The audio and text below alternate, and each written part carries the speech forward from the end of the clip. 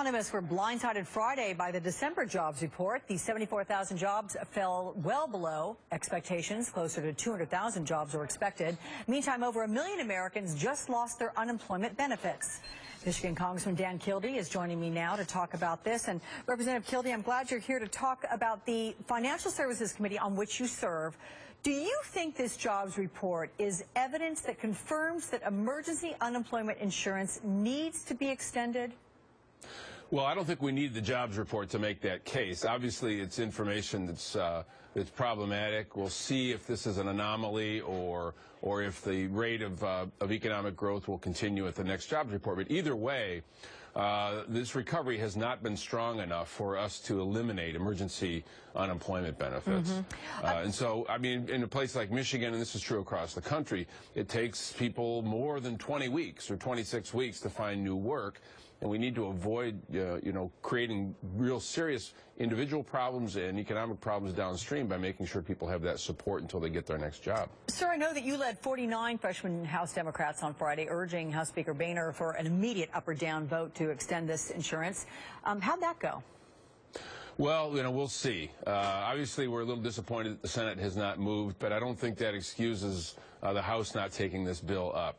We just have to look back a few years ago. Before President Obama was in office, when George W. Bush was there, the House voted 368 to 28 for extended unemployment benefits. It was a bipartisan vote.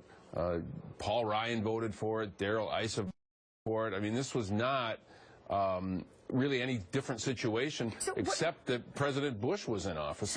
But what is the difference now, then, with the tenoring? I mean, why do you think such the difference now? They cannot come to any sort of agreement here. Well, it's hard to believe that things could be more partisan than they were when President Bush was in office, but it's clear that it is. And there are many, and I think this is really an unfortunate commentary on Congress. There are many in Congress that will do anything to hand President Obama a defeat, even if that defeat comes in the form of poor economic performance and higher unemployment. It's a sad commentary that people in Congress, many of them, just don't think about the folks in their own district. They're more interested in the politics of Washington. Well, if that assessment is true, sir, it's both sad and stunning. What about the income inequality issue that the president is touting? You think that's going to resonate with swing voters this year?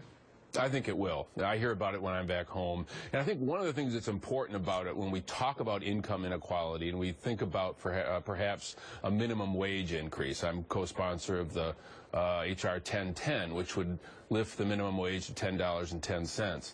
Many political folks within the Republican Party think of economics as sort of being a zero-sum game, that if you increase income, then definitely you lose jobs because there's only so much money to go around. Well, that's never been the case. That's not the case when it comes to economic growth. Henry Ford figured that out 100 years ago when he decided to pay his workers a wage that was twice what everybody else was getting because he knew it would create more demand for the products he was creating. So I think this has a real resonance among voters out there.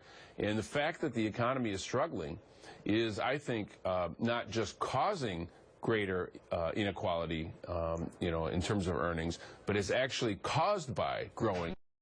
If we had stronger household incomes, our economy would be much stronger. Makes sense. Michigan Democratic Congressman Dan Kildee, thank you for your time.